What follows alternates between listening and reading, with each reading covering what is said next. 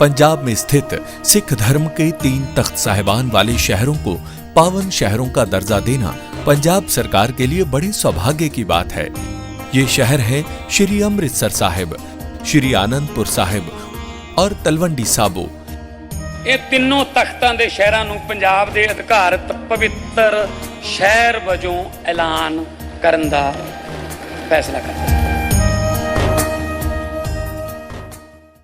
Donald Trump, वही Trump जो चुनावी रैलियों में कस्में खाते थे कि नो मोर वॉर्स, वही ट्रंप जो नोबेल शांति पुरस्कार के सपने संजोकर रख रहे थे, आज उन्होंने दुनिया को 21वीं सदी के सबसे बड़े उपनिवेशवाद की झलक दिखा दी।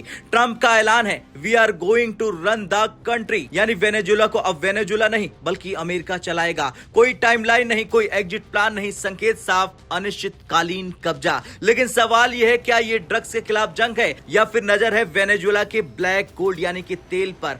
आज हम ट्रंप के इस नए वर्ल्ड ऑर्डर की पूरी पड़ताल करेंगे। 3 जनवरी रात के 2 बजे वेनेजुएला की राजधानी काराकस गहरी नींद में थी। अचानक जोरदार धमाके, नीची उड़ान भरते हेलीकॉप्टर, आसमान में गड़गड़ाहट और जमीन पर धुएं के गुबार। काराकस के अलावा 3 और जगहों पर धमाके हुए। निशाने पर थे वेनेजुएला का सबसे बड़ा मिलिट्री बेस, एक एयरबेस, एक बंदरगाह और एक इंटरनेशनल एयरपोर्ट। करीब 1 घंटे तक यह ऑपरेशन चलता रहा।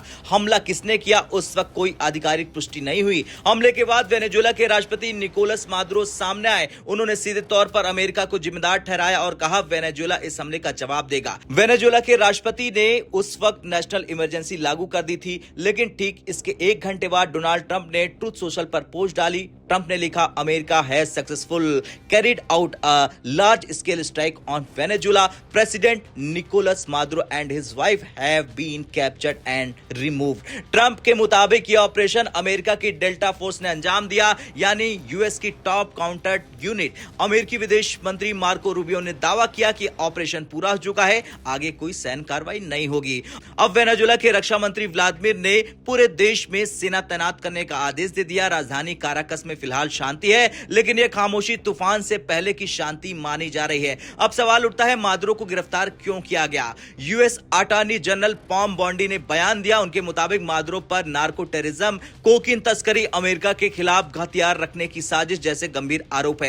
उन्होंने कहा, मादुरो अब अमेरिकी अदालत में अमेरिकी न्याय का सामना करेंगे। दरअसल ये नई कहानी नहीं है। साल 2020 से शुरू हुआ मामला। 2020 में न्यूयॉर्क कोर्ट ने मादुरो पर केस किया, $15 मिलियन का इनाम रखा गया और 2025 में यह बढ़कर $50 मिलियन कर दिया गया। अमेरिका का दावा है कि Maduro cartel of the suns नाम के ड्रग नेटवर्क का सरगना है।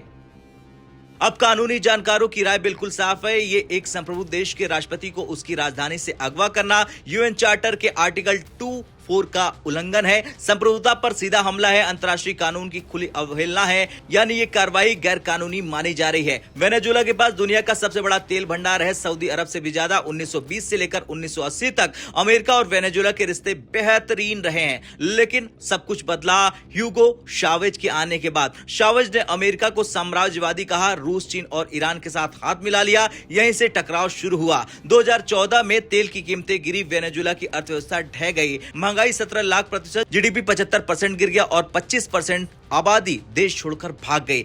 फिर भी मादुरो टिके रहे क्योंकि उन्होंने सेना को अपने कंट्रोल में रखा। 2025 में ट्रंप की वापसी हुई, वेनेजुएला को नार्को स्टेट घोषित किया गया, सीआईए को गुप्त ऑपरेशन की छूट मिली। कैरेबियन में 15,000 अमेरिकी सैनिक वेनेजुएला के तेल टैंकर पर कब्जा कर लिया, उसे जब्त कर लिया। नवंबर 2025 में ट्रंप और मादुरो के बीच एक फोन कॉल हुई। ट्रंप का ऑफर था, गद्दी छोड़ो या देश छोड़ दो। मादुरो ने शर्त रखी, ट्रंप ने ठुकरा दी। डेडलाइन खत्म हुई और फिर आया 2026 का ऑपरेशन।